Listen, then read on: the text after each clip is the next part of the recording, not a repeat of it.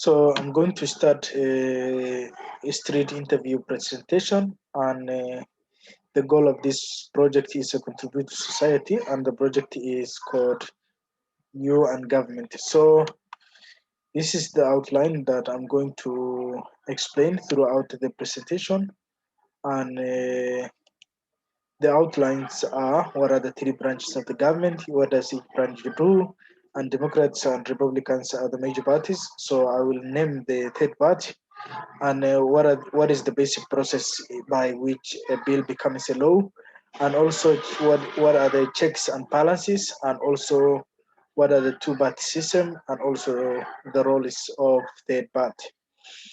So now, what are the three branches of the government? The three branches of the government are executive, which are the president and the vice president, as well as the cabinet president.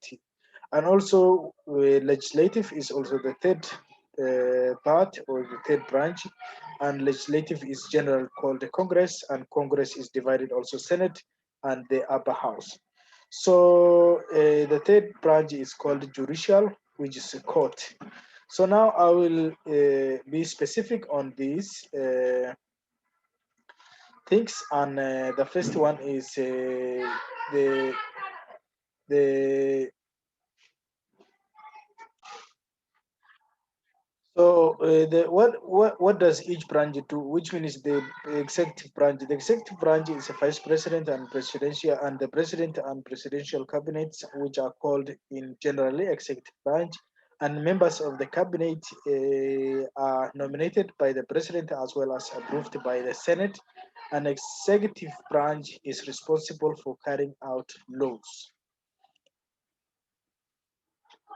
So now, what does each branch do? This is the second branch, which is legislative.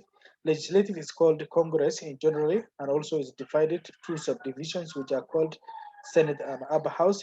The Senate is composed 100 members, and House Representative is composed 435 elected members. And each Senate serves 6 years, while also each House Representative serves 2 years. So the main work of Senate and House Representative are to make laws, and also Congress in generally, which Senate and House have the power to declare war or negate war, and this is paranormal. Uh, so now the third branch, which is judicial. Judicial is a Supreme Court, which leads the judicial system of the country, the United States of America, and also upholds the Constitution. And the Supreme Court presides over the court cases, protects the judicial system, and oversees the laws of the land. And this is according to the Van Normal Law. So the Supreme Court has the last authority to rule, such as election disputes, corruption allegation, and also other courts members of the Supreme Court, such as federal, state, district court, and also NAM, normal, non-law.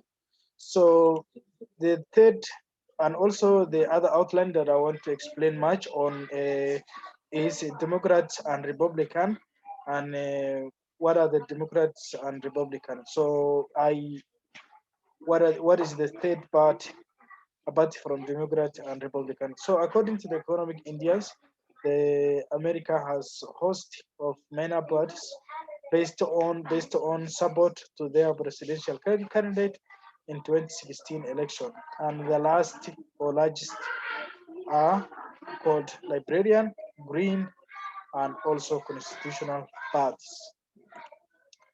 So now I'm going to explain much on what it says about what makes a bill to be a law.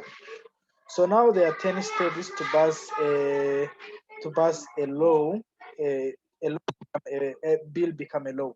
So the first step is a bill is born, which means everyone can propose a bill, even president, Congress, any other members of the parliament, or even the government. So now the second step will be a committee action. The committee will take action and examines the bill and uh, how it serves the community and even the country. So if the committee doesn't take any action, the bill dies. So the third step is the subcommittee reviews after the bill is referred to the after the bill is referred to the subcommittee to start or hearing. This will give opportunity other people to listen, expertise, and also other people who are in the country, so that they can share their points of view, so that it makes sense to everyone. Only that maybe some people might take advantage of. So the fourth step is to make up. Uh, and when the hearing is finished, subcommittee might meet to take bill and make changes, amendments period to recommending the bill to the full committee. And if subcommittee votes not to report the legislation, the bill dies. And if the committee votes for the bill to prove, which means they will send to the floor. So now the fifth option is the committee action to report the bill. So now, if after receiving the subcommittee's report, a bill is a full committee votes on its recommendation to the House or Senate, and the procedure is called ordering bill report. And step six will be voting. So if the debate and the approval of any amendment, the bill is passed or defeated by the members. So seven, referral to other chambers. So when the House or Senate passes a bill, it refers to other chambers when it usually follows the same route through committee and flourish and floor action. This chamber might approve the bill as received, reject, or even ignore or change it. So now the conference committee, which is step eight, when the actions of other chambers significantly alter the bill, a conference committee is formed to reconcile the differences between the House and the Senate, and if the recommendation of the change both House and must approve the report. So step nine, which is final action, is is both House and Senate to approve the bill. Is called identical form and it's sent to the president. And if the president approves of the legislation, he signs it and it becomes a bill. And if the president not takes action for 10 days while the Congress is in session, the bill automatically becomes a law. And if the president opposes the bill, he can veto it, or he can take no action after the Congress have adjourned its session, and it's pocket veto, and it's called pocket veto, and the legislation also dies. So the step 10 is to override veto, which means if the president vetoes the bill, Congress might attempt to override the veto, and if both Senate and House passes a bill by two-thirds majority, the president's veto is overruled and the bill becomes a law. So now that is how a bill becomes a law. So now let us see how checks and balances works in the United States. So in the United States of America, power is separated and shared and among the three branches of the government, and each branch has a control over another. Each branch can check and balance each branch's action. And if the judicial system has the ability to check and balance the actions of the president, and he cannot violate the law, otherwise he can be accountable for his actions. So there are two forms of powers, such as express power as well as implied power. Express powers are gained in the Constitution, while